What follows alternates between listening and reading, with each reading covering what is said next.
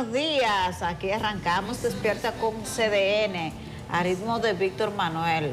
Kelvin, demasiada ocurrencia para el inicio de este día viernes lluvioso, 26 de septiembre del 2025. Gracias por la oportunidad de este nuevo amanecer, a nuestro Papá Dios que nos lleva cada día con sorpresas interesantes, pero así es la vida, y gracias a ustedes por la oportunidad de conectar en Despierta con CDN a través de sus hogares en el canal 37 y por supuesto con otras plataformas en Twitter, Facebook, Instagram y YouTube, y nuestro canal de YouTube también pueden entrar en contacto con nosotros. Buenos días a nuestro compañero de trabajo de hoy, Héctor Marte. Vamos a estar acompañándole durante la jornada. Nuestra compañera Catherine Hernández, ustedes saben que ha estado cubriendo la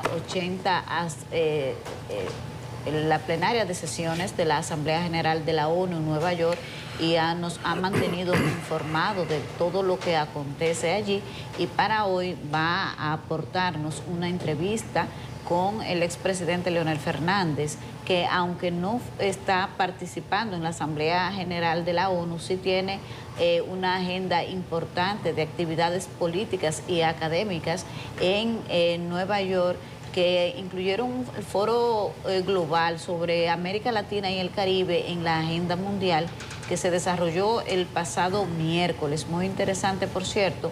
Así que Catherine tuvo la oportunidad de conversar allá con el expresidente Fernández, y nosotros vamos a compartir más adelante con ustedes las declaraciones del presidente. Hoy es un día lluvioso, varias provincias en alerta verde y amarilla, incluido el Gran Santo Domingo. Vamos, por supuesto, a conocer el reporte del tiempo con nuestro compañero Jim Suriel, que se ocupará de informarnos acerca de las razones de las lluvias que están cayendo hoy viernes en gran parte del territorio nacional. Ayer se dio inicio a la Feria Internacional del Libro en su versión 27.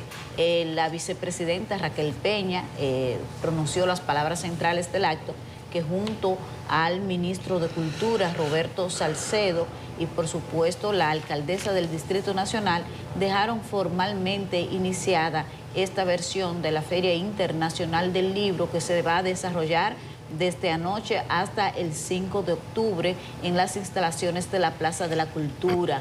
Así que todos debemos participar. De lo que dijo la vicepresidenta, me gustó muchísimo eso que planteó, que el gobierno tiene en agenda en colocar que cada municipio del país cuente con una biblioteca. Eso es una gran noticia para el fomento de la cultura y el conocimiento. Bienvenido sea. Ayer lamentablemente colapsó un puente en Monte Plata que comunica las comunidades de Don Juan y Yamasá. Una persona murió que conducía un camión al momento del colapso de esta infraestructura. Y llama la atención porque no fue por la crecida del río, no es que hay lluvia por allá que hayan provocado el colapso de ese puente. Lo que pasó fue, por las informaciones preliminares, es que parece que había un nivel de deterioro que la infraestructura colapsó. Es importante que las autoridades gubernamentales ofrezcan una información, una investigación, producto de alguna investigación, qué fue lo que pasó, porque es que están colapsando muchas estructuras. Entonces, algo está pasando con el tema, o de hay un vicio de construcción original, o hay un tema de la falta de mantenimiento de infraestructura. Entonces, no puede ser que usted ahora se esté desplazando por distintas partes del país, como ocurrió hace 2 años, va a ser 2 años ahora en noviembre, con la pared del elevado de la 27 de febrero con Máximo Gómez, que se desprendió por falta de mantenimiento y 9 personas murieron. Ayer, en una pequeña comunidad que la de Don Juan y Yamasá, que conecta a esas dos comunidades, en Monte Plata, una persona perdió la vida. Hay que dar las informaciones correspondientes y que digan que pasó este puente, fue construido hace más de 25 años, porque fue luego del huracán George, que usted sabe que hace 27 años impactó el país en el 1998, en el 23 de septiembre del 1998. Me gustaría saber si la Comisión de Evaluación del Estado de las Infraestructuras del país, que se creó a raíz de lo que pasó hace 2 años con el elevado de la 27 de febrero con Máximo Gómez y que encabeza el geólogo Osiris de León, este tipo de infraestructura, por ejemplo, las condiciones en que estaba este puente también fue evaluada y qué pasó con eso, porque ese informe nosotros no lo estamos conociendo. Aquí se crean muchísimas comisiones y aquí lo que hay es un descrédito de que las comisiones finalmente no dan ningún resultado, que es una especie de pasatiempo para lograr que los temas se olviden, pero definitivamente que hay una preocupación con la calidad de las infraestructuras, porque en diferentes puntos están colapsando y diferentes edificaciones. Ya no hay que mencionar lo que pasó en el Jet Set. Y lo que vemos es que son diferentes circunstancias que provocan este tipo de colapso. Entonces hay un tema estructural de fondo que hay que explicar, y el Estado Dominicano está en el deber y la obligación de explicarle, de decirle a la ciudadanía, de darle las garantías de que se está haciendo lo que se tiene que hacer para garantizar la vida y el nivel de confianza en las distintas infraestructuras. Muy penoso, una persona perdió la vida. Se trata del conductor del camión, Pablo Hinojosa, murió producto del impacto en esto que ocurrió en Monteplata. Lamentablemente así. Sigue la Asamblea General de la ONU hoy, las conclusiones, y ayer fue el representante del gobierno de transición de Haití el que pidió el auxilio a gritos de la comunidad internacional para que ayude a Haití a salir de la crisis cada vez más profunda en el que se encuentra sumido el vecino país.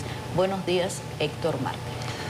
Buenos días, Yanes, y buenos días a todos los amigos televidentes y a los que nos sintonizan por las distintas plataformas. Hoy viernes 26, un saludo también a los compañeros que no están aquí en este momento por distintas razones. Cada uno de ellos tiene una razón justificada por no estar aquí, pero nosotros estamos aquí, Yanes, y nos tocó dueto, ¿verdad? Decía el flaco, el featuring, Caribe. Featuring. Sí, decía el flaco, despierta con el Caribe. Viernes 26, mucha lluvia, como se esperaba. Se ve que llovió bastante durante la madrugada, porque lo que nos despertamos, ahorita vimos los estragos que ya ha causado, por lo menos en ese tramo que yo recorro, vi mucha acumulación de agua. Anoche se suspendieron varias actividades, incluso había una actividad que tenía el PLD, importante porque tiene que ver con una fecha relevante, importante en la historia dominicana, que es el aniversario del golpe a Juan Bosch, y el PLD tuvo que suspender esa actividad. También vi un evento que había convocado la Universidad APEC sobre inteligencia artificial y también tuvo que ser suspendida.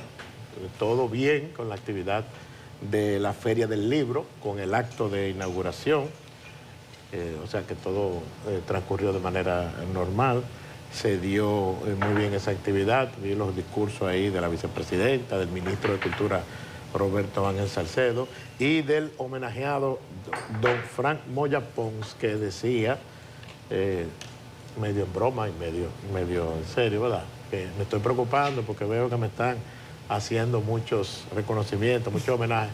Son los homenajes que se merece don Frank Moya Pons, y se merece todavía más homenajes. Él habló de libros que piensa escribir, o sea, todavía tiene en carpeta algunos libros para escribir, y decía, ojalá que pueda tener tiempo de escribir esos libros y que no me que esto no sea, estos homenajes no sean por las razones que yo sospecho. O sea, en 2 momentos habló de ese tema, don Fran Moya Ponce. El presidente Luis Abinader emitió anoche un decreto declarando hoy duelo oficial por la muerte de don Guillermo Caram. Don Guillermo Caram, muy conocido, figura muy conocida en el Partido Reformista Social Cristiano, tiene una gran historia en la política dominicana porque fue de los fundadores del Partido Revolucionario Social Cristiano, que era un partido verde y que luego una fusión entre PRSC, o sea, Partido Revolucionario Social Cristiano y Partido Reformista. Por eso el PRSC, o sea, el Partido Reformista se convirtió a partir de los 80 en PRSC. Comenzaron a usar el verde también, después lo fueron dejando en la práctica, pero al principio sí se estaba usando, o sea, el rojo como color principal, pero también estaban utilizando el verde. De don Guillermo Caram hay muchas cosas que destacar. Fue un gran político y sobre todo un técnico.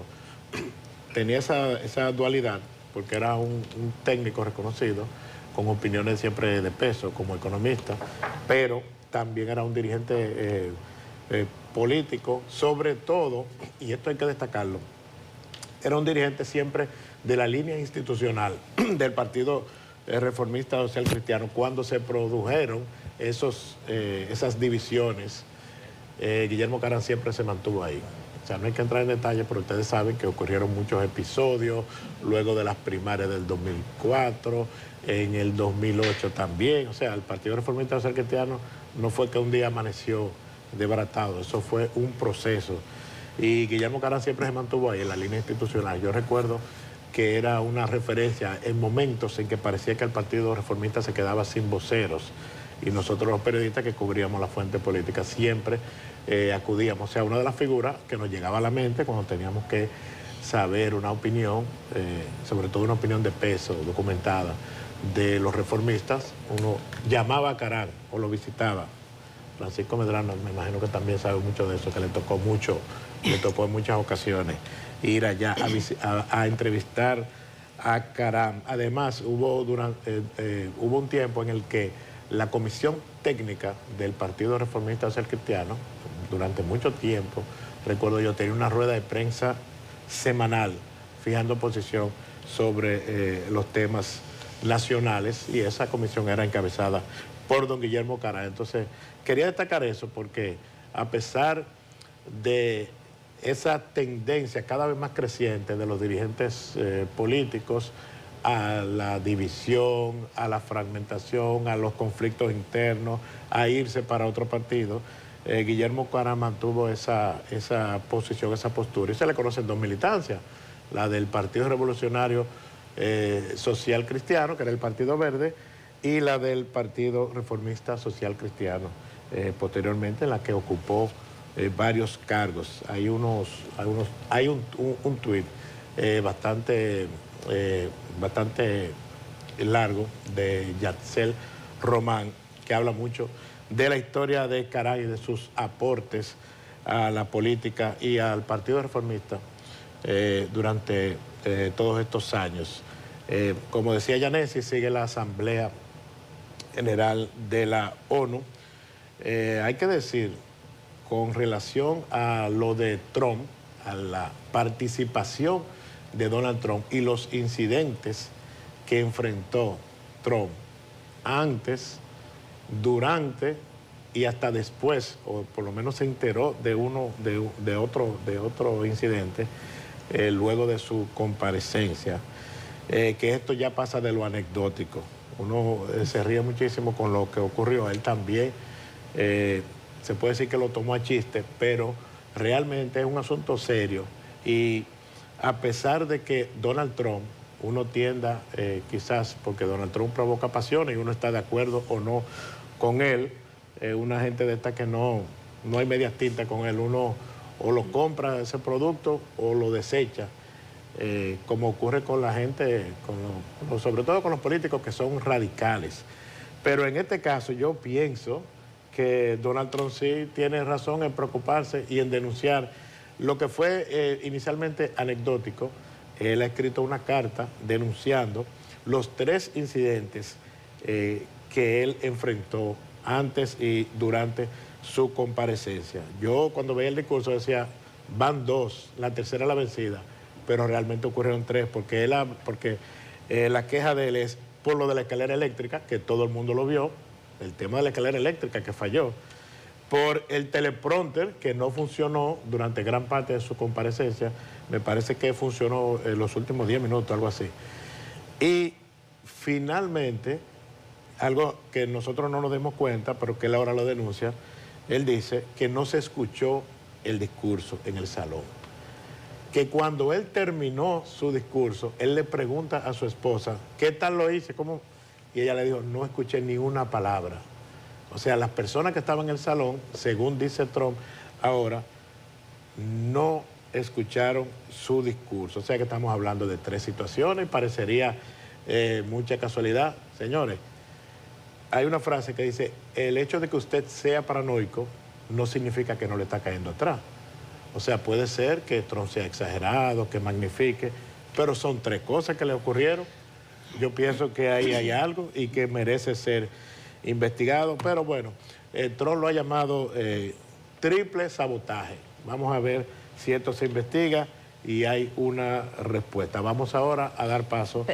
Héctor, como hoy tenemos la sesión de noticias, la vamos a dedicar a la entrevista con el presidente Fernández. Quería, porque lo tenía pendiente de compartirlo con nuestros seguidores, la condena al expresidente de Francia, Nicolás Sarkozy, a 5 años.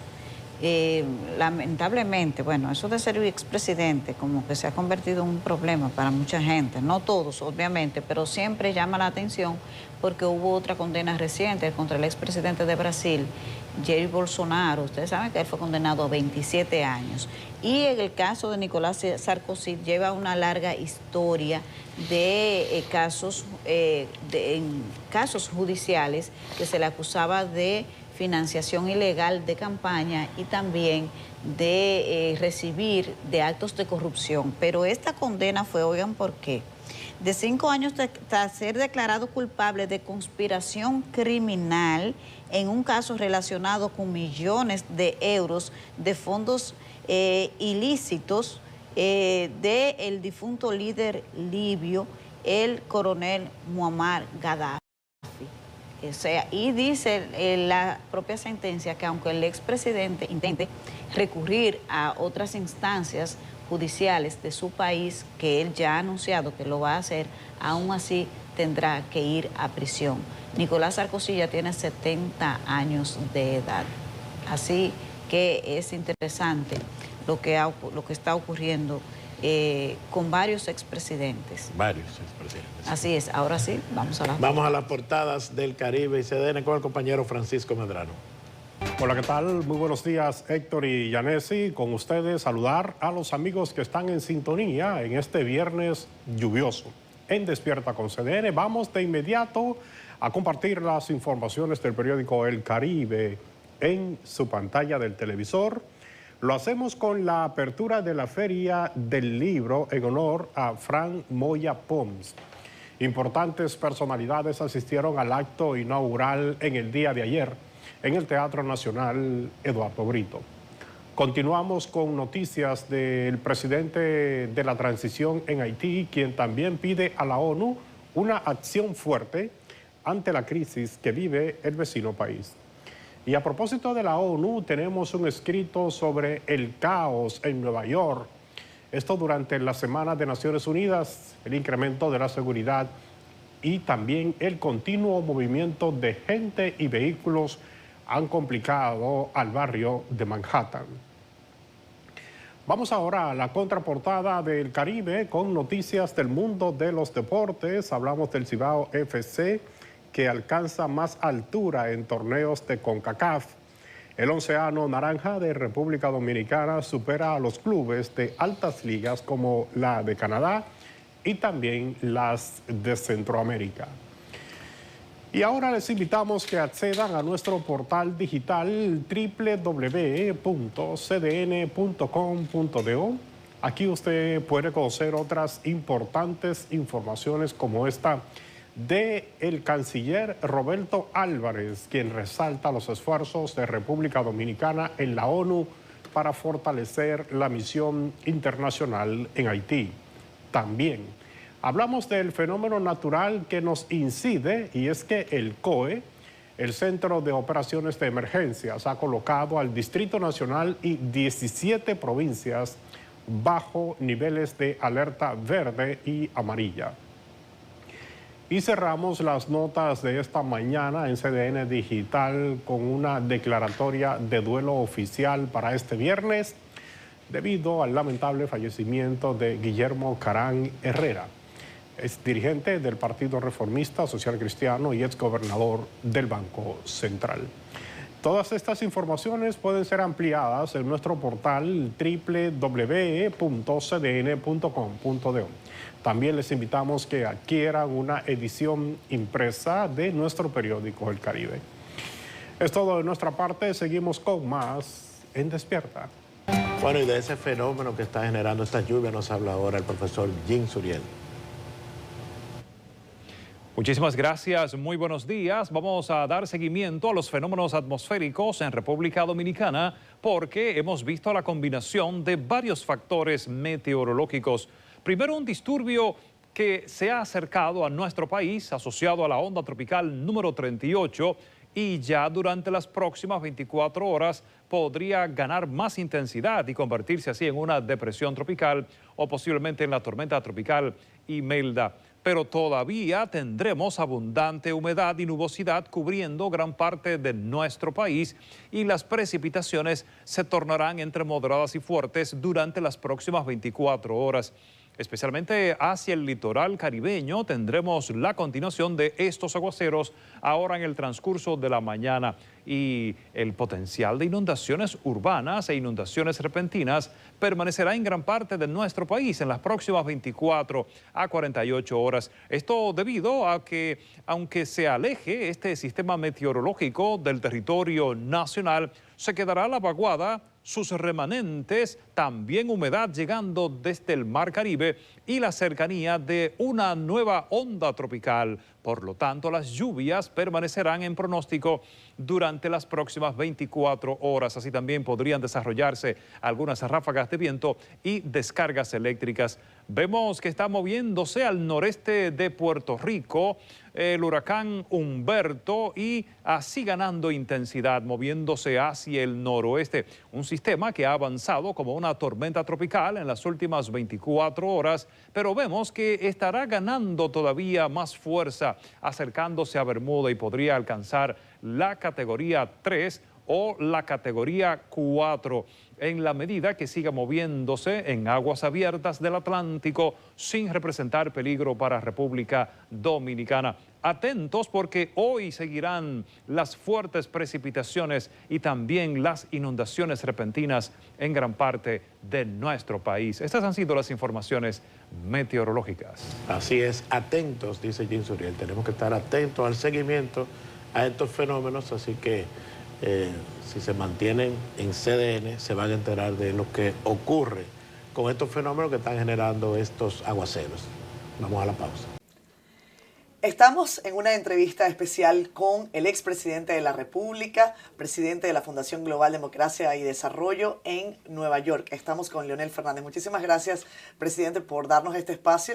Es un gusto para mí tenerlo acá para CDN. Muchas gracias, Catherine. Igualmente, para mí es motivo de mucho honor poder compartir con usted. Qué gusto. Además, estas entrevistas así como frente a frente sí, son distintas, ¿no? Sin duda, sin duda. Son duras, pero son buenas. Exacto. Ha agotado usted una agenda interesante como hace prácticamente todos los años, quizás en los últimos 20 años o más, 25 años, sí. Acá en la ciudad de Nueva York. Quiero arrancar por allí, presidente, porque he visto además que la cantidad de oradores que participaron en el Foro Global no solamente fue numerosa, sino también de mucha, no quiero decir calidad para quitarle mérito a nadie, sino me refiero que valía la pena escuchar las posiciones que allí se virtieron, ¿no? Deme, por favor, la conclusión del foro. Sí, mire, se trata de una relación que tiene la Fundación Global Democracia y Desarrollo Funglode, pero en Estados Unidos, se llama GFDD, con la Universidad de Columbia, sobre todo con el Departamento de Relaciones Internacionales y Políticas Públicas, en inglés llaman CIPA. y dentro de ello entonces con el Instituto de América Latina, de Estudios de América Latina. Cada año ciertamente lo que trata es América Latina y el Caribe en la escena global. ¿Qué es lo que está pasando en el mundo que nos impacta a nosotros en la región?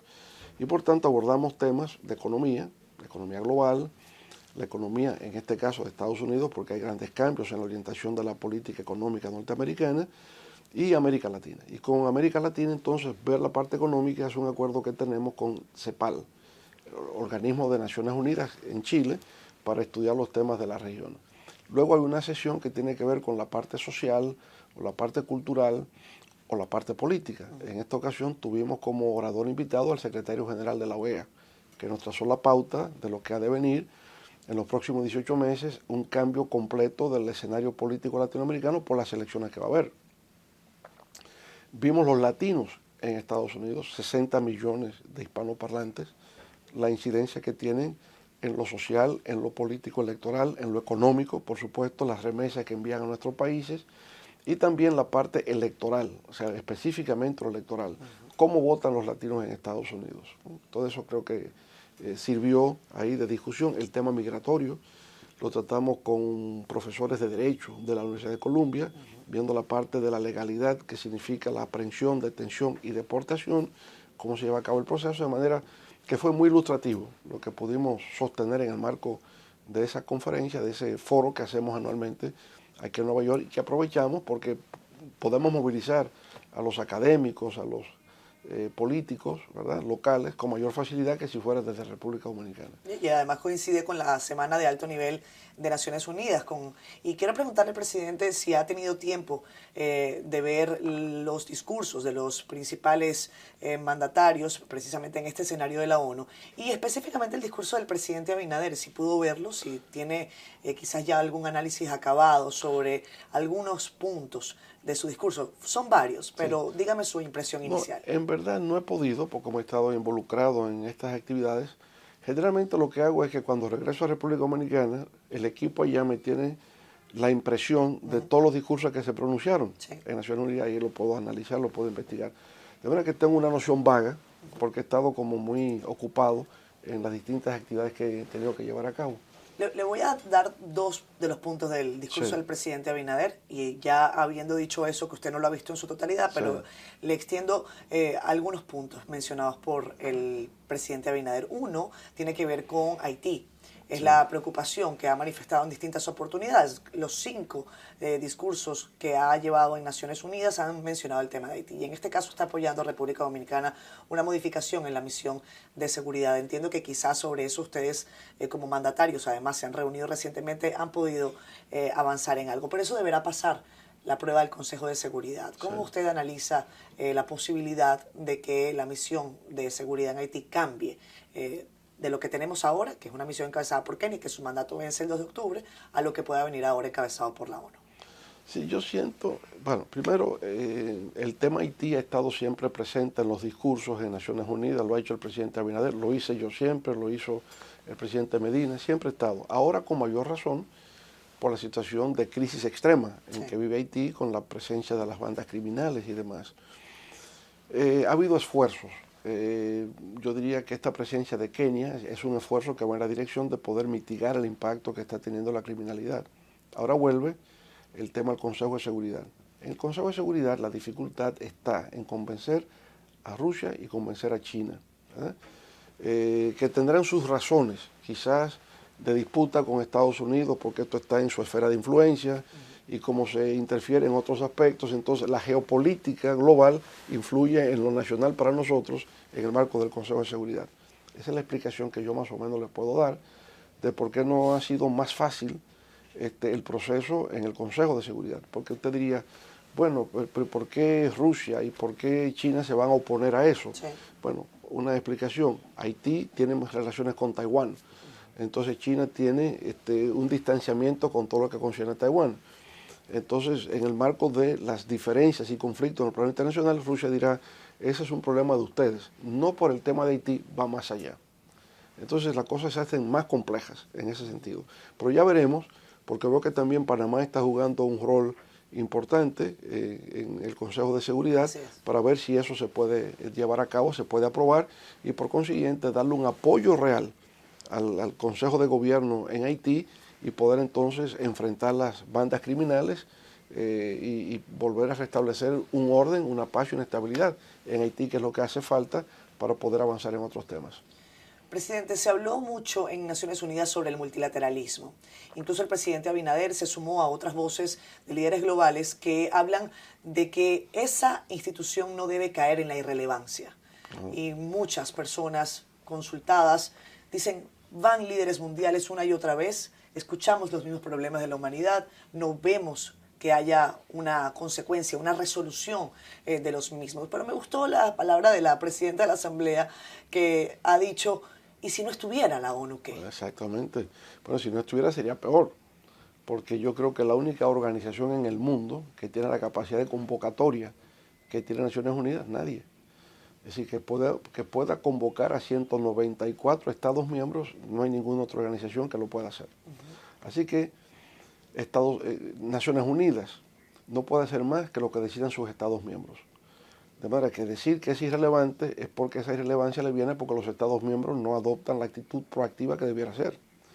Ahora yo le diría, no hay otra organización que pueda traer el talento humano que trae Naciones Unidas para enfrentar los problemas de la paz, para enfrentar los problemas del cambio climático, del medio ambiente, de la educación, de la cultura, de la comunicación. Es Naciones Unidas, a través de sus distintas agencias. Yo soy un admirador de Naciones Unidas. Hemos creado incluso la Asociación Dominicana de Naciones Unidas y dentro de eso llegué a dirigir la Federación Mundial de Asociaciones de Naciones Unidas porque creo en el papel que puede desempeñar Naciones Unidas. Pero Naciones Unidas como tal no existe, lo que existen son los Estados miembros que conforman las Naciones Unidas. Y si los Estados miembros no cooperan en la búsqueda de soluciones racionales, humanitarias, que permitan la solución de los conflictos humanos, pues entonces no puede funcionar, sería irrelevante. Y necesita sobre todo el apoyo de las grandes potencias, ¿verdad? Si usted tuviera que convencer, imaginemos que usted tuviese una charla con el presidente Trump en estos días. El presidente Trump cargó duramente contra Naciones Unidas en su discurso. Dijo que él había logrado resolver 7 guerras y que Naciones Unidas no había logrado absolutamente nada. ¿Qué le diría en este sentido, presidente? Bueno, mire, yo pienso que él tiene una visión de que Estados Unidos por sí solo puede dirimir los problemas del mundo, pero al final sabe que no, porque existe la OTAN, y la OTAN es una alianza con los países de Europa Occidental, o sea, no está solo. Yo pienso que él en su discurso reafirmó la preeminencia de Estados Unidos en el mundo, y no cabe duda de que así es. Estados Unidos es la principal economía del mundo, es la principal fuerza militar del mundo, es la principal fuerza académica, tecnológica y de innovación del mundo, no cabe dudas. Pero Estados Unidos no está en capacidad de resolver los múltiples conflictos que existen en el mundo, no puede. Necesita alianzas, necesita colaboración.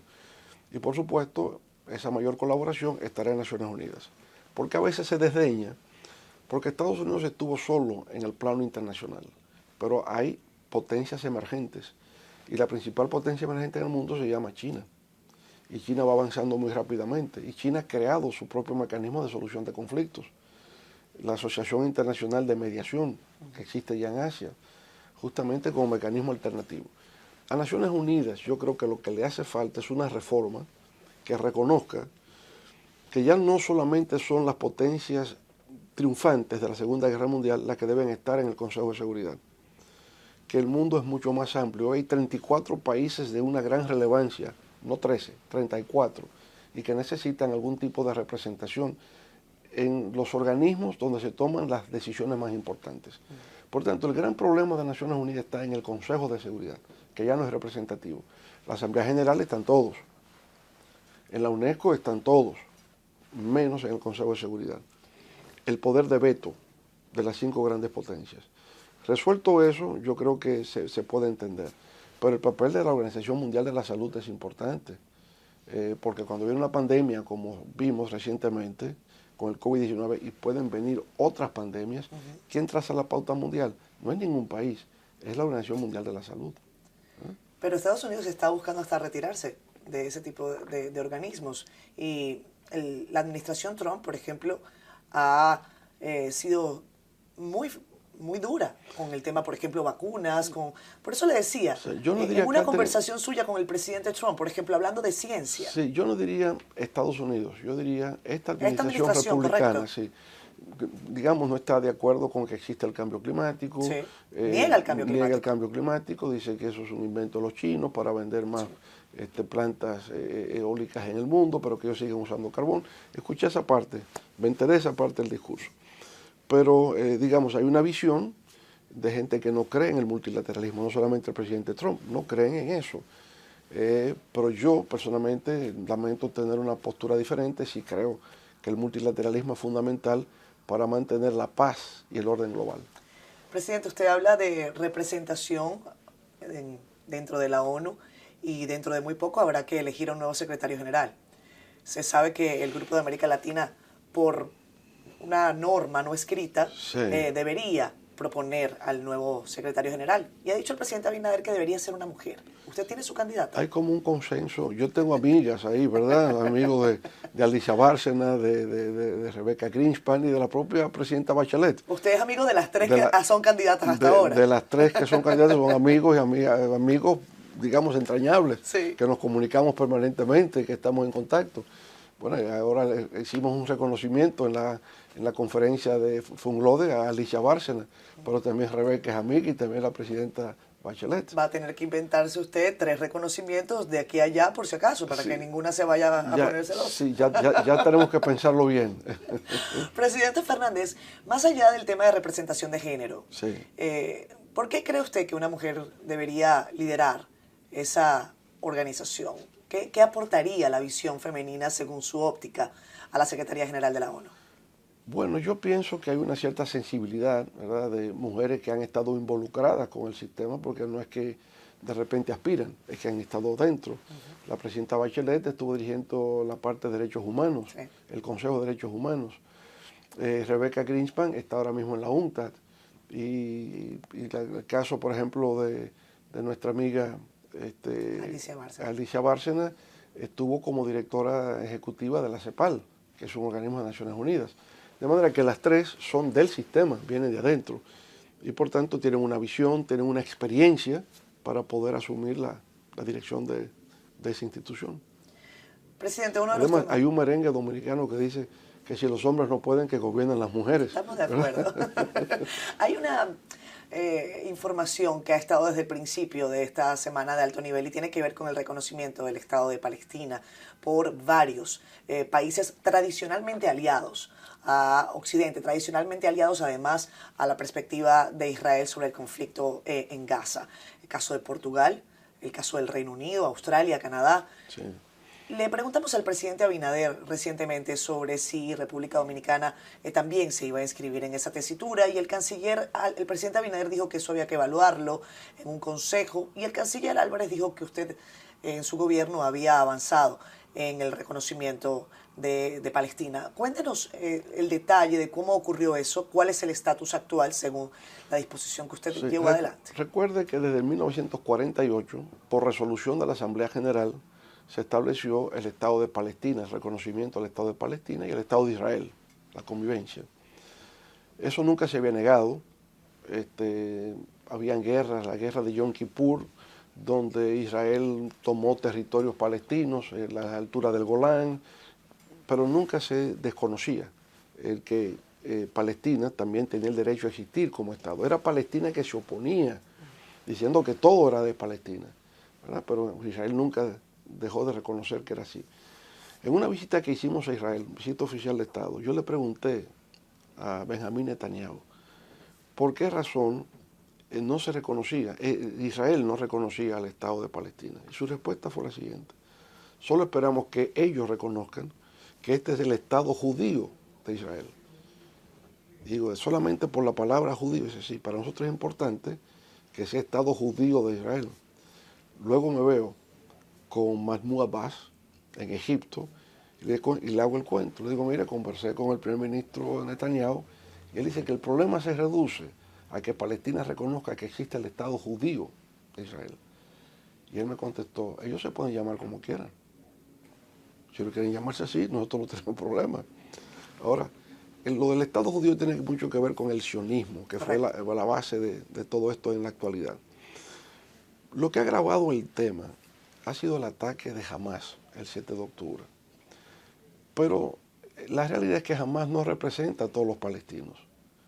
Hamás representa aquel fragmento de la población palestina que votó por ellos en Gaza, porque Palestina también es Cisjordania, donde es el West Bank, como le llaman, la parte occidental, ¿verdad?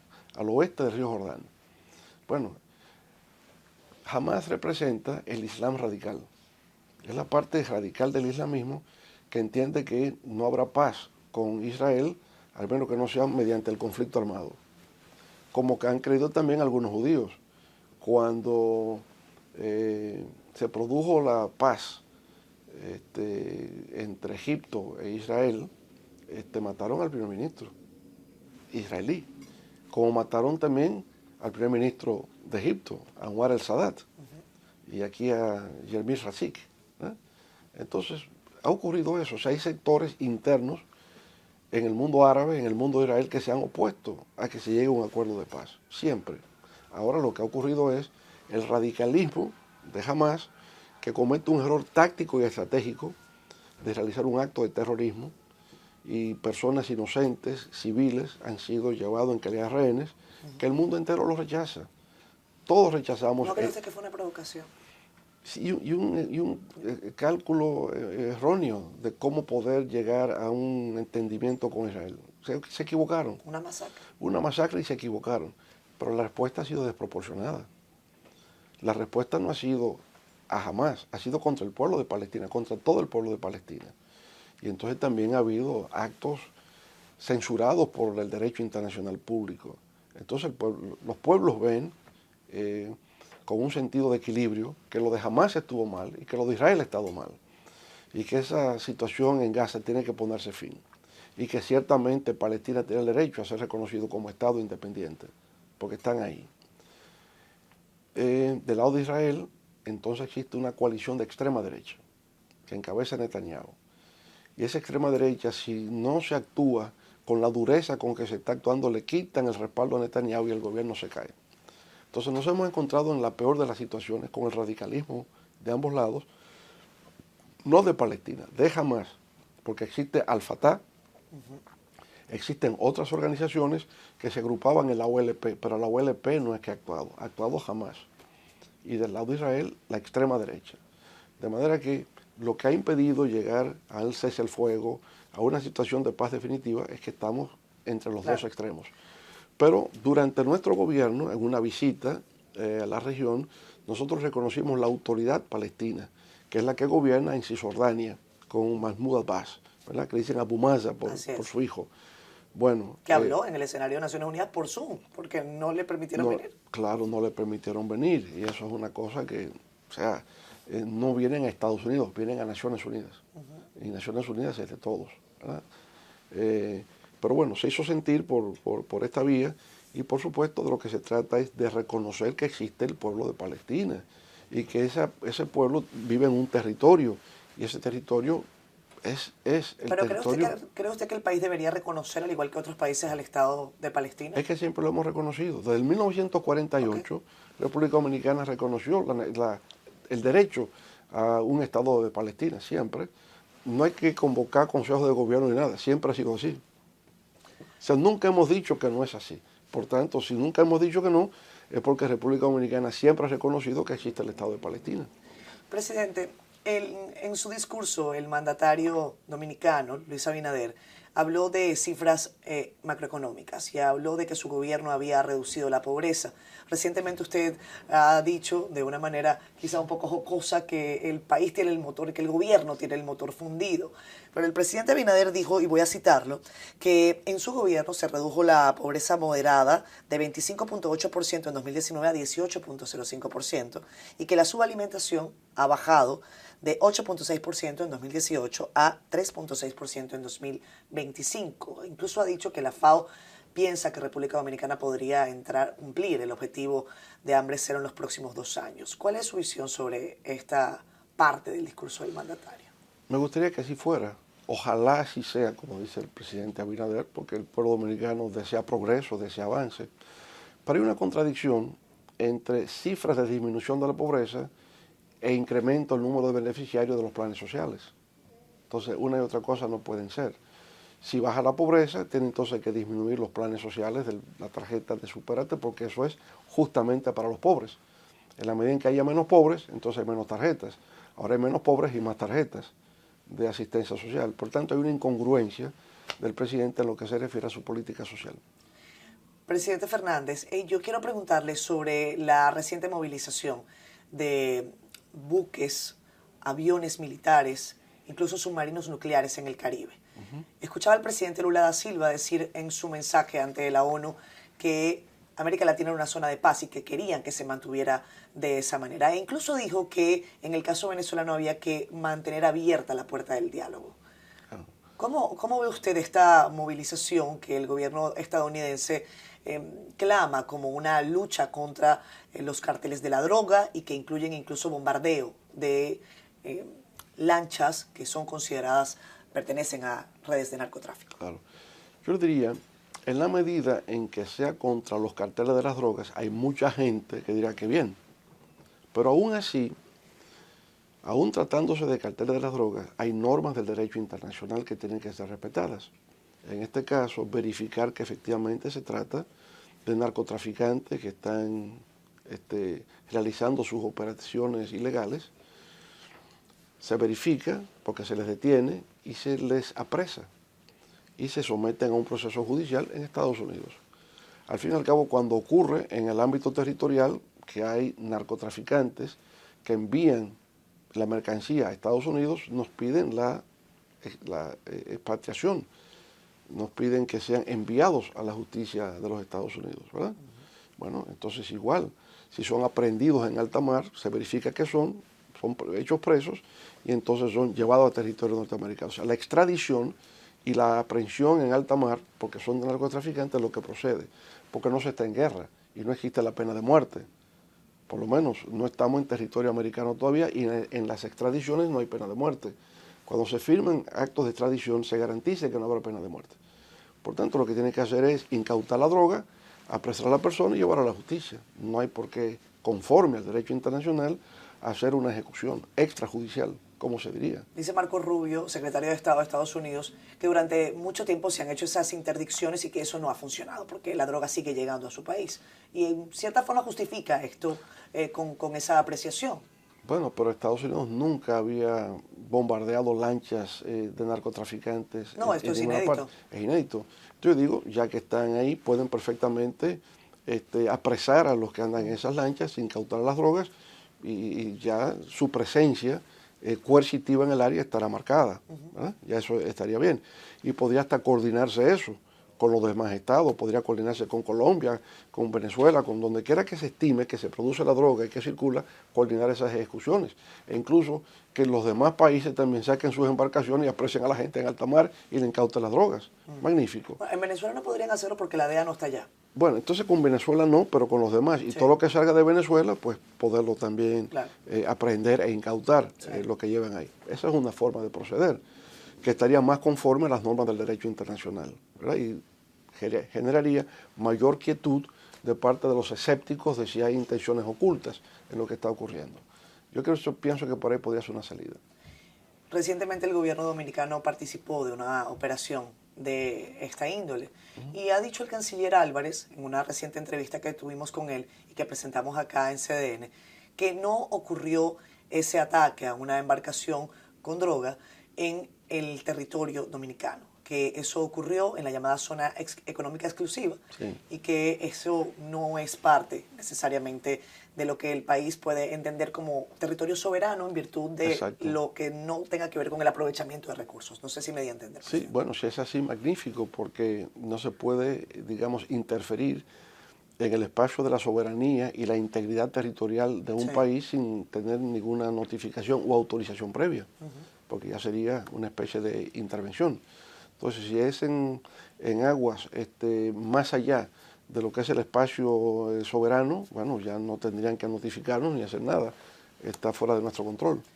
Pero fíjese que le preguntaba en la parte inicial la apreciación del presidente Lula, que decía, a Venezuela hay que dejarle abierta la puerta para el diálogo. Usted ha estado en Venezuela varias veces, conoce de primera mano quizás lo que ocurre en ese país, porque además ha participado en varios procesos electorales como veedor. Pero fíjese que Nicolás Maduro envía una carta al gobierno de Donald Trump. Le preguntan a la vocera de la Casa Blanca sobre la recepción de la carta. Dice, es cierto, la recibimos, pero no consideramos a Nicolás Maduro presidente legítimo de Venezuela y él ha dicho muchas mentiras allí. O sea, el diálogo está roto. ¿Hacia dónde cree usted que se debe avanzar? ¿Cómo se puede desbloquear esta situación, presidente? Bueno, pero el diálogo es entre los venezolanos que tiene que producirse, ¿verdad? Entonces, la cuestión está en que el gobierno tiene que dar seguridades de credibilidad y de cumplimiento de lo que se pacta. Hasta ahí. Pero el diálogo no es entre Venezuela y Estados Unidos, es entre los propios venezolanos que tienen que decidir su destino. Y yo pienso que es imprescindible que eso se produzca de manera sincera de ambas partes para evitar un baño de sangre y que Venezuela pueda trazar su destino en medio de la convivencia pacífica de sus ciudadanos. Yo he estado como observador electoral, además del diálogo, en el año 2015, siendo el jefe de misión de UNASUR, que no era admitida por la oposición quería la OEA, el gobierno no, fui por UNASUR. Había mucho escepticismo de parte de la oposición de que pudiera hacerse unas elecciones libres, justas, equilibradas. Y sin embargo la oposición ganó. Y en ese momento el gobierno reconoció que la oposición había ganado las elecciones del Parlamento, las elecciones de congresuales. Sí. Ganó. Y no pudo evitar que ganara. Y asumieron los diputados. El tema se agravó ya luego, porque el gobierno sintió que desde el Parlamento se le acosaba y se le daba un plazo y vamos a sacarlo a patadas en tantos meses. Entonces creó una especie de dualidad de poderes. Creó un gobierno paralelo. Creó un gobierno paralelo, primero con el Tribunal Supremo, anulaba las decisiones del Congreso y luego con la Constituyente. Bueno, pero de que la oposición ganó y se le reconoció el triunfo. Por tanto, sí es posible que la oposición pueda ganar y que se le reconozca. Lo que pasa es que en las condiciones complejas de Venezuela, donde hay un gobierno que tiene 25 años en el poder, es no irme del poder y que me persigan. Quizás es un tema, ¿verdad? ¿Cómo se discutió la paz en Colombia? Bueno, si yo entrego las armas, se me da derecho a participar en el proceso político democrático. Alguna gente se opone, no, deben ir presos por todo lo que cometieron. Entonces nunca habrá paz. Se crea un tipo de justicia transicional, donde usted confiesa lo que pasó y indica cómo ocurrió la historia. Pero no es que yo entrego las armas y me llevan preso o me persiguen o me matan, porque entonces nunca habrá acuerdo de ninguna naturaleza, de ningún tipo. Entonces yo pienso que hay una complejidad en el caso venezolano que tiene que partirse de esa premisa para cualquier diálogo, cualquier proceso de negociación que pueda llevarse a cabo. Y entonces yo lo que vería es cómo nadie sale perdedor de ese proceso de diálogo. O sea, hay que buscar algo que establezca un equilibrio, que si la oposición ganó, gana, pero que las persecuciones hay que repensarlas, porque entonces no habría gobernabilidad. Porque el que pierde tiene, sin embargo, un poder tal en la sociedad y en sectores que harían imposible el que se pueda gobernar. Entonces, es decir, aún perdiendo hay una fuerza que existe. Aún perdiendo hay un ejército que podrá estar dividido, pero tendrá todavía incidencia en esas Fuerzas Armadas. Por tanto, el tema de Venezuela requiere de una inteligencia, de una comprensión de su complejidad para poder llegar a algún tipo de solución que permita la convivencia pacífica y armoniosa de sus ciudadanos. Presidente, cuando usted camina por las calles de Nueva York, el edificio de Naciones Unidas no le hace un guiño. Me refiero, en algún momento se dijo que usted, por ejemplo, podía encabezar la Organización de Estados Americanos. Tómese una Coca-Cola conmigo. Yo sé que a usted le gusta la Coca-Cola. Cierto, cierto. Tómese una Coca-Cola. Estamos bien. en Estados Unidos. Sí. Y, o sea, a usted le gusta mucho la Coca-Cola, ¿cierto, presidente? Creo que me dijeron que le han mandado a bajar. Pero tomo menos.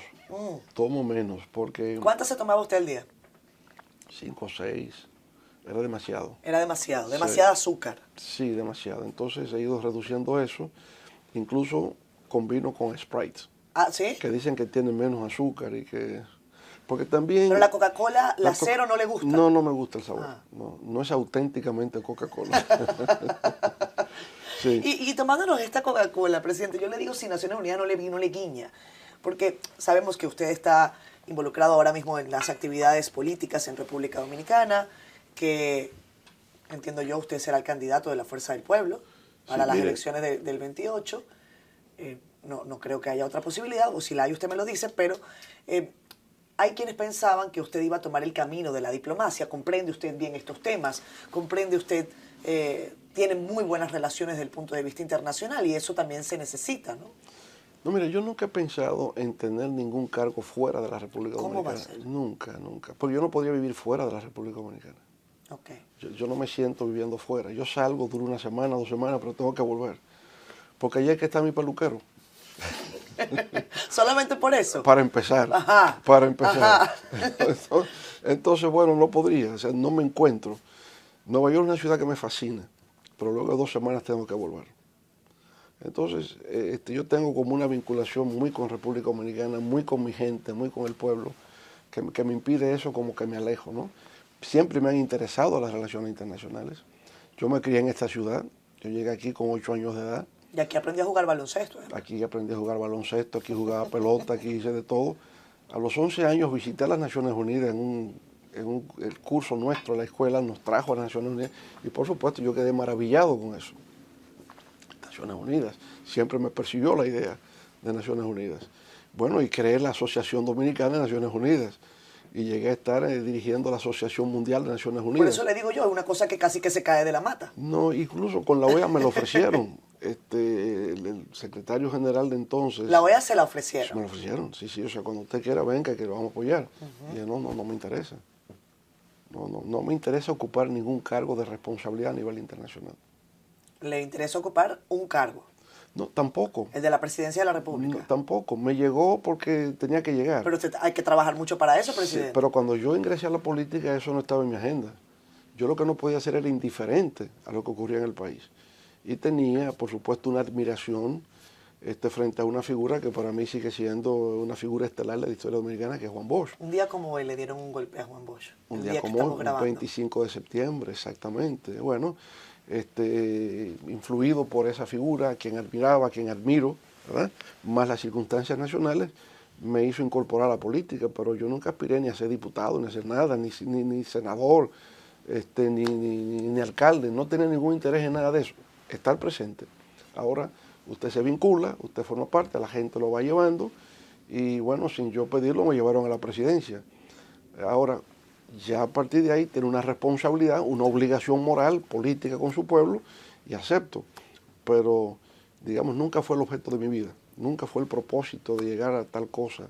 Yo siempre he dicho que la presidencia es esclavitud con título de nobleza. Esa es mi visión de la presidencia. Pero bueno, formo un partido, creamos un proyecto político, hay una visión. ¿Está de primera la Fuerza del Pueblo? Está en primer lugar la Fuerza del Pueblo. En estos momentos la Fuerza del Pueblo ocupa el primer lugar. ¿Y los números suyos? Igual con el partido, 38%, 38.9%, llegando ¿quién está casi de a 40%. En los números... En la Fuerza del Pueblo. Ok. Pero digo en su candidatura.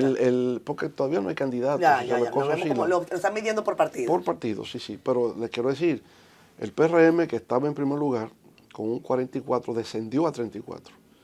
Y la Fuerza del Pueblo de un 28 ganó 10 puntos a 38. ¿A qué cree usted que se debe eso, fundamentalmente? Las circunstancias nacionales, obviamente hay una situación de crisis, una crisis múltiple, y eso el pueblo lo está sintiendo y busca una alternativa política y está viendo que el camino más corto para llegar al poder es a través de la Fuerza del Pueblo. Presidente, ya la entrevista casi concluye porque sé que usted tiene una agenda aún que cumplir.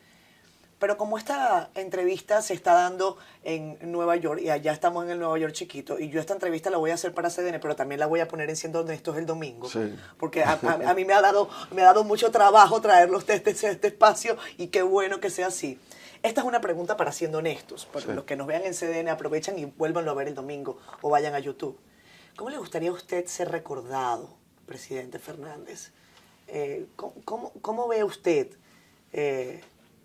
el legado de una vida dedicada a la política que usted bien ha dicho, las circunstancias me llevaron? Y hay una frase célebre que es el hombre es el hombre y sus circunstancias. Bueno, si han de recordarme de alguna manera que sea como el hombre que decía que para adelante que vamos. Así mismo. El progreso, claro. Libertad, justicia y progreso. Es para adelante que vamos. Gracias, presidente Fernández. Sí. Gracias, Carter. Por darnos esta entrevista, por permitirnos además hacerla en las oficinas de GFDD. Y bueno, que es su casa. Claro que sí, y yo muy contenta de estar acá acompañándolos y además saludando a mucha gente querida, mucha gente de trabajo con los que hemos compartido amistad, también labores. Gracias, presidente Fernández. Gracias. Regresamos a los estudios. Muy bien.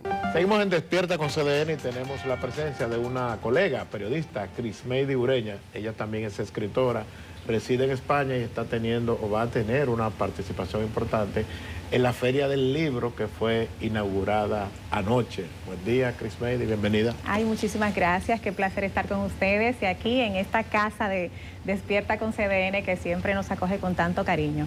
Feliz de compartir con ustedes en esta mañana. Bienvenida. Sí, gracias, sí. ¿Cuál es la participación que vas a tener en la Feria del Libro? Sabemos que tú eres una periodista y escritora dominicana radicada en España. Así que está es. haciendo una labor allá en España que me imagino que tiene que ver con la participación que vas a tener en la feria.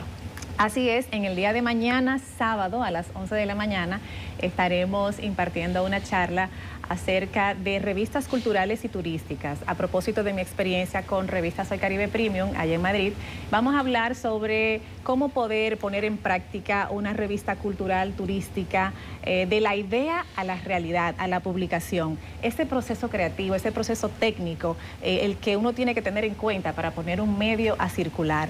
Entonces, bueno, va a ser un momento bonito porque vamos a poder hablar con esos estudiantes y con esos profesionales de la comunicación que quizás en algún momento han tenido ideas. Yo creo que todos en algún momento de nuestra vida hemos tenido ideas y quizás por Y, por X, no le hemos puesto en práctica. Entonces vamos a poner ese ejemplo práctico de la revista Soy Caribe Premium para dar a conocer cómo ha sido nuestro recorrido. Soy Caribe Premium es en España, en Madrid, Sí, ¿verdad? Que así se es. origina. ¿Cuál es el objetivo? Porque el Caribe en España, ¿se limita a eso o toda Europa? Buena pregunta. Es un medio de conexión que va en doble vía. Nosotros, la esencia de Revista Soy Caribe Premium es conectar eso que nos une de la región del Caribe con Europa, pero con un nicho muy claro. Esa relación entre República Dominicana y España. República Dominicana porque evidentemente es mi país de origen y España es el país de acogida que bien me ha acogido ya, tengo allá 14 años, casi 15 años.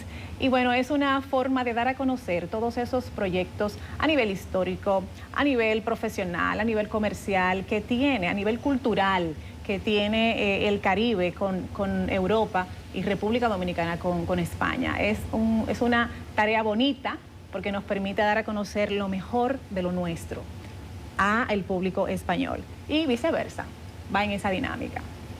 Tú casi te criaste en España, pero el acento lo dejaste allá porque no se te nota acento español. No, yo creo... El dominicano tiene fama de que es muy receptivo con los acentos, que lo adopta muy rápido. Yo soy una fiel defensora de esas raíces. Mira, de hecho, este lunes estuve participando como maestra de ceremonias en el Premio de Cultura de la Comunidad de Madrid y hablábamos de la importancia de nuestra lengua, ¿verdad? Esa cultura en español. Y creo que es parte de lo que nosotros también hacemos con la revista, dar ese valor que tiene nuestra cultura en español y evidentemente que cada país de Hispanoamérica tiene sus matices y eso es lo que hace que nos enriquece como cultura. Precisamente estamos viendo ahí ahora en pantalla lo que es Revista Soy Caribe Premium, que como bien hemos comentado cumple 10 años, en este año cumple 10 años de circulación y ahí estamos viendo cómo nosotros abordamos los diferentes aspectos, tanto a nivel de entrevistas con personalidades del sector turístico, del sector empresarial, del sector cultural, como también resaltamos esa dominicanidad que hay en España, con artistas también que tienen que ver con artes plásticas y siempre buscamos esa conexión con, no solamente a nivel de negocio, ¿verdad?, que es muy importante, sino también a nivel de personas, de personalidades.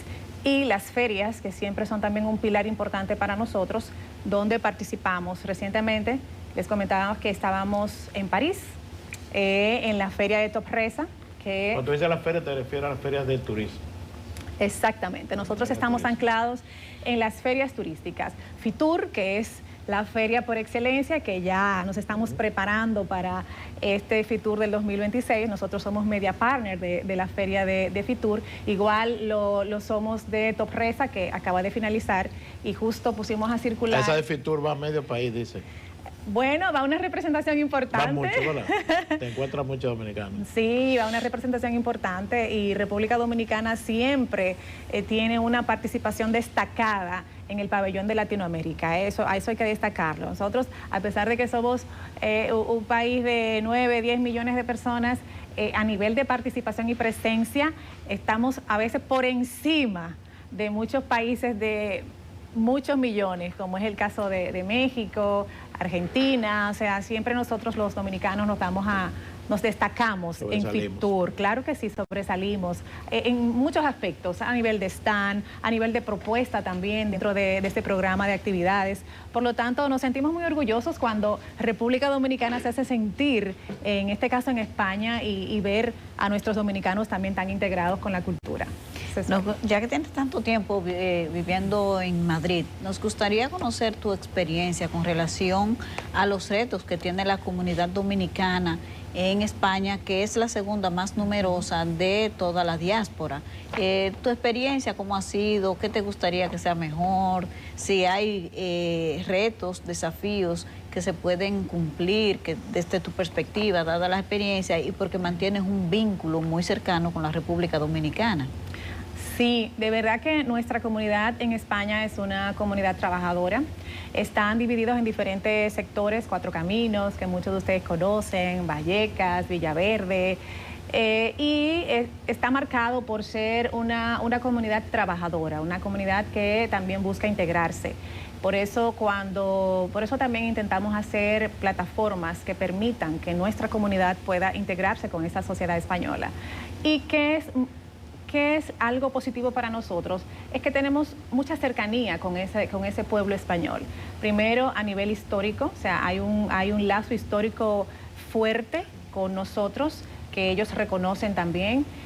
Luego, el idioma, que es muy importante cuando estamos en un país que hablamos el mismo idioma, y las tradiciones también que hay. O sea, nosotros celebramos Reyes, por ejemplo, y ellos, por supuesto, que de ahí vienen todas esas tradiciones nuestras, lo que nos hace sentir más cerca cada vez más.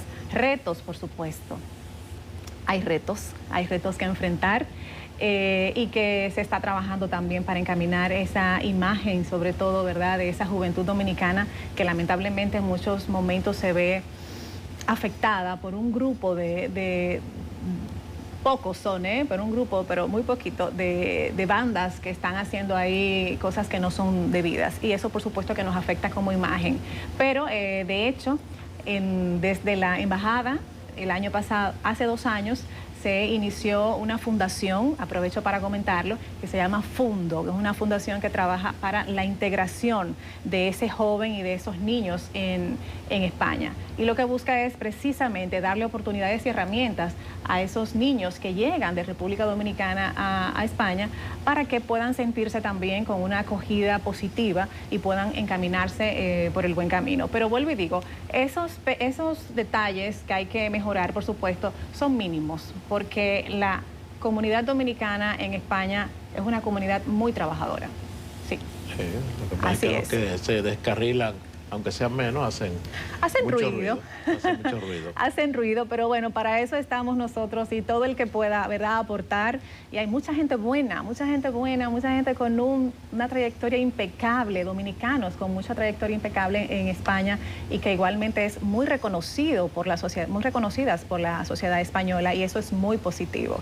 Entonces, bueno, nosotros con esta revista lo que buscamos precisamente es eso, dar una voz diferente de esa línea de comunicación que tenemos los dominicanos, con un producto de calidad, desde la impresión, siempre desde que iniciamos con la revista hace ya 10 años, dijimos, tenemos que tener un medio que sea digno, ¿verdad?, representante de nuestras raíces, y por eso cuidamos tanto Revista Soy Caribe Premium, y estamos muy felices de cumplir 10 años y de venir aquí al país y poder hablar de nuestra experiencia, de cómo ha sido este recorrido que hemos tenido vinculando esa cultura española con la dominicana sobre todo. Mira, ahí estamos viendo justo la edición que estamos promocionando actualmente, que fue la que se lanzó en París, como ¿Y cada media qué tiempo partner. se edita la revista? Cada 3 meses es la impresa, pero a nivel digital se actualiza a diario, por supuesto. Entonces ahí estamos viendo esta edición que se lanzó en París.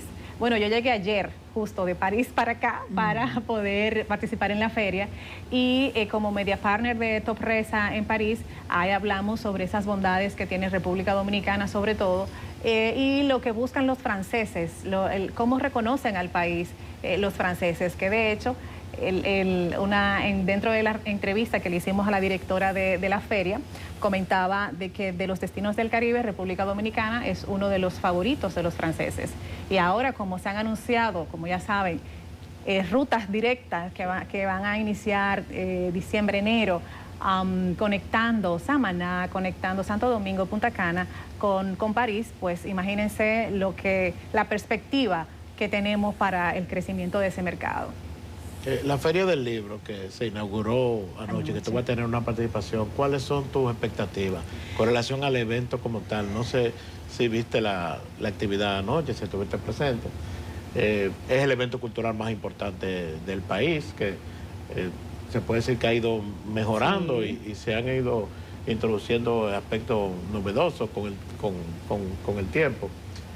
Me imagino que tú también has tenido experiencia en otras ferias del libro, en otros lugares del mundo. ¿Cuáles son tus perspectivas y tu opinión sobre este evento? Yo creo que es una feria que ha ido avanzando para bien, gracias a Dios, dedicada este año a nuestro buen amigo don Fran Moya Pons, que siempre ha estado también con nosotros aquí apoyando a Caribe.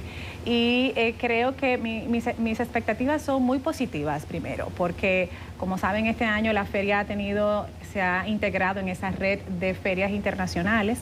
Por lo tanto, eso nos va a dar a nosotros también una mayor plataforma para nosotros como país poder desarrollarnos y potenciar esa cultura de la República Dominicana, esos escritores dominicanos que hay muy buenos y que, como decía, en paz descanse nuestro premio Nobel Mario Vargas Llosa, es importante tener plataformas que conecten a esos escritores, que viajen, que puedan tener contacto con otros escritores para de esa forma nosotros dar a conocer y fortalecer a nuestros escritores. Mira, ahí está justo nuestra invitación para el día de mañana, sábado a las 11 de la mañana. Ahí estaremos con esa charla. ¿Abierta al público? Abierta al público, todo el que desee ir, por favor, pase por allá para dar un abrazo y también para comentar sobre esas... la charla se va a dividir en varias fases. Quiero que sepan que la primera fase vamos a hablar en sentido general de cómo nosotros podemos poner en práctica esas ideas y esos proyectos que a veces tenemos engavetados, y luego ya la segunda parte se va a centrar en la parte más técnica. Por lo tanto, todo el que desee tener, compartir con nosotros esa forma de ver el emprendimiento, pues estamos ahí esperándolos y que nos acompañen para tener esa conversación tan bonita. Y yo tengo muchas expectativas con la feria. Espero que este año todavía lleguen más personas y más jóvenes. Yo creo que los jóvenes es un público que hay que focalizar, ¿verdad? Esos esfuerzos para que esa cultura nuestra, esa escritura, ese arte se siga promocionando en los colegios, o sea, bajarlo todavía en los barrios, en las escuelas, porque es la única manera de tú poder inyectar, por decir así, dejar un legado en esa sociedad. Mira qué bien, esas imágenes de los niños. En esa sociedad que al final nuestros jóvenes y nuestros niños, el presente, el futuro, y hay que darle esa importancia, por supuesto. Crismedi, en tu exposición, en lo que nos has explicado, dices que va a dar como herramientas, ¿verdad?, a la gente que tenga algún proyecto de cómo concretizarlo, porque pasar de la idea a los hechos no es tan fácil como se ve en teoría. Así es. Sin embargo, el tipo de trabajo que tú haces, especialmente con la revista impresa cada 3 meses, el papel en el mundo virtual siempre se ha dicho que va en algún momento a desaparecer. Pero, por ejemplo, ya el periódico El País no sale impreso, desapareció de los kioscos en España. ¿Qué tú aconsejarías a alguien que tenga quizá un proyecto de comunicación con relación a ese tema de si llevarlo al papel o mantenerse básicamente en el mundo virtual? Porque veo que la revista sale cada 3 meses. Sí, buena pregunta. Y lo estuvimos hablando cuando empezó todo este tema de lo digital. Señor, el papel va a desaparecer, y bueno, y todavía tenemos algunos, ¿verdad? Todavía tenemos papel, y qué bueno. Pero creo que es importante, y es muy buena tu pregunta, tener muy claro el nicho al que vas dirigido. Es verdad que la parte digital ha afectado mucho a los medios generalistas, pero cuando tenemos nichos focalizados, como es el caso de las revistas, que es un producto básicamente de colección, y cuando vas a un nicho, a ciertos nichos, son más propensos a recibir y a dar valor a este material impreso.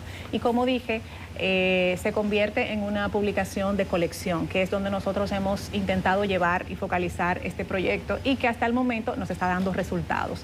Evidentemente hay una realidad que no podemos obviar, que es todo el tema de lo digital. Por eso es importante trazar estrategias que sean complementarias, o sea, no simplemente decir, no, yo lo hago en papel y se acabó. No, por supuesto que no, porque si no vas a tener una vida muy corta en cuanto a un medio impreso, pero sí buscar herramientas y estrategias que puedas complementarlo tanto con lo digital como con lo impreso, para de esa manera pues intentar que tu proyecto pueda durar y permanecer aún más. Y vuelvo y digo, creo que lo importante aquí es saber a qué nicho, tener muy claro cuál es tu nicho. No intentar ser generalistas, porque ahí es donde viene quizás el mayor desafío cuando tú tienes un medio generalista como son los periódicos, y de tiradas tan repetitivas, tan constantes, que eso hace que evidentemente los costes sean mayores y el proyecto requiera de un esfuerzo mayor. En nuestro caso, desde siempre, desde que iniciamos hace 10 años, iniciamos con una tirada de 3 meses. Cada 3 meses hacíamos las tiradas, y a un público muy específico: el sector turístico, el sector cultural, empresarios, y con una calidad que evidentemente el que la reciba, pues le invitamos a que sea un medio que, en vez de dejarlo en un zafacón, pues lo deje en una mesa de estar, en una sala de estar, para que cuando vengan las visitas o los invitados puedan tener la forma de tenerla. Y eso es lo que nos ha funcionado a nosotros. No es la fórmula mágica, no es que eso es lo que te va a valer a ti o a ti, pero sí, a nosotros hasta el momento es lo que nos ha funcionado. Bueno, gracias, Crismeide. A ustedes. Suerte en tu participación, ojalá sea aprovechada esa charla de mañana. Ay, muchísimas gracias. Les invito a todos a que nos acompañen mañana. Recuerden, a las 11 de la mañana en la Feria del Libro de Santo Domingo. Ahí estaremos compartiendo con ustedes. Vamos a la pausa. 8:52 minutos. Yo sé que ustedes extrañaron hoy al doctor José Miguel Gómez, que todos los viernes nos premia con una cátedra de salud mental, pero ustedes saben que las fuertes lluvias que están cayendo en el Distrito Nacional y otras provincias del país le impidieron al doctor llegar aquí a tiempo, y tuvo que lamentablemente detenerse porque el aguacero le impidió llegar, que llegó en un bote, pero yo creo que llegó tarde el doctor. Me dice producción que acaba precisamente de llegar ahora el doctor José Miguel Gómez, pero estamos tarde. Lo que sí queremos compartir con ustedes es el informe final, la actualización de las medidas del Centro de Operaciones de Emergencia sobre la evolución de las alertas por las lluvias. Como pueden verlo ahí en pantalla, hay 5 provincias en alerta roja: el Distrito Nacional, San José de Ocoa, Santo Domingo, Azua y San Cristóbal. En alerta amarilla